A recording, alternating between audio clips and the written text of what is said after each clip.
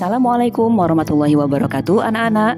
Apa kabar hari ini? Semoga selalu bahagia dan selalu semangat untuk belajar ya. Hari ini kita akan belajar tentang surat At-Tin ayat 1-8. Nah, untuk capaian pembelajarannya, setelah mempelajari Quran surat At-Tin ayat 1-8, anak-anak dapat memahami pesan pokok yang terkandung dalam Quran surat At-Tin ayat 1-8. Anak-anak, tahukah kamu arti At-Tin?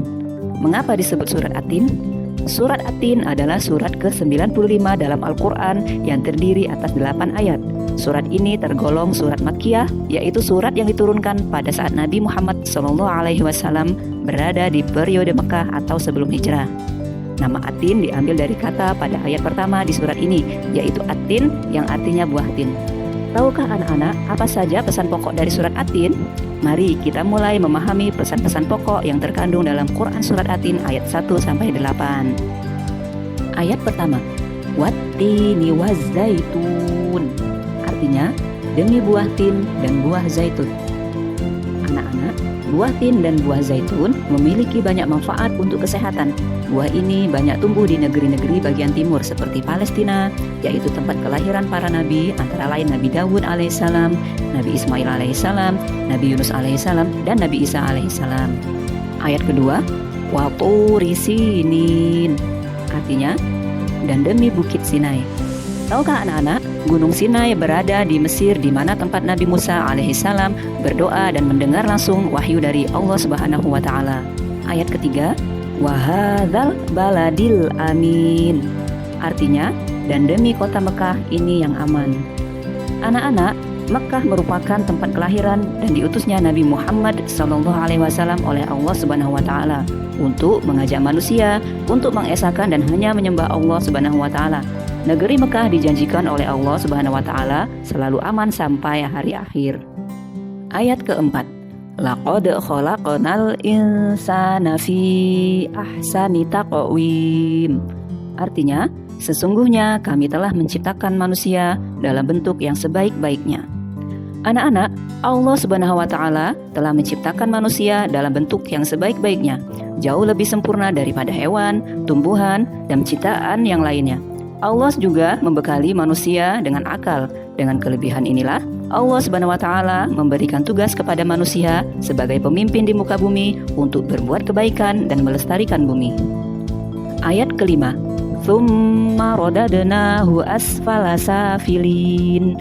Artinya, kemudian kami kembalikan dia ke tempat yang serendah-rendahnya atau neraka. Anak-anak, apabila manusia durhaka kepada Allah Subhanahu wa Ta'ala dan tidak menaati utusannya, maka manusia akan dikembalikan ke tempat yang serendah-rendahnya, yaitu ke neraka. Tubuh sempurna yang dilengkapi akal namun bersikap durhaka tidak akan menyelamatkan manusia dari azab Allah Subhanahu wa Ta'ala. Ayat ke-6, illalladzina amanu wa amilus solihati falahum ajrun ghairu mamnun. Artinya, kecuali orang-orang yang beriman dan mengerjakan amal saleh, maka bagi mereka pahala yang tidak putus-putusnya.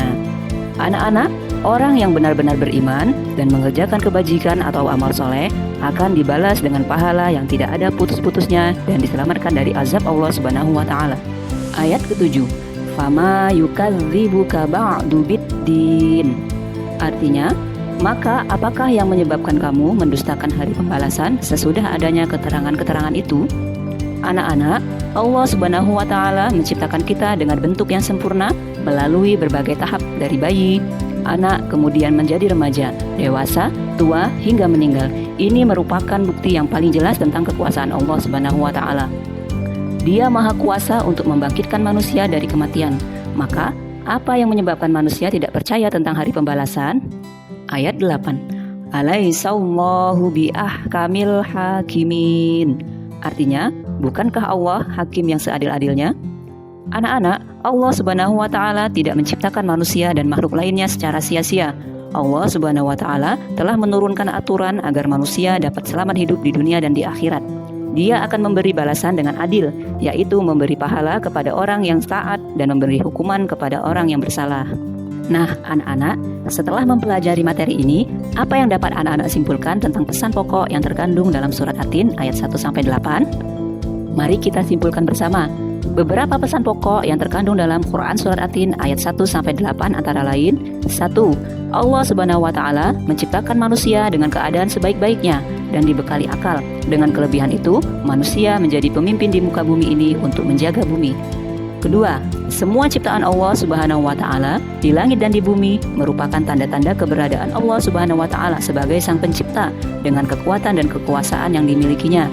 Yang ketiga, kita harus senantiasa beramal saleh karena kita percaya akan datangnya hari pembalasan, dan Allah Subhanahu wa Ta'ala merupakan hakim yang paling adil untuk membalas semua perbuatan yang telah kita lakukan.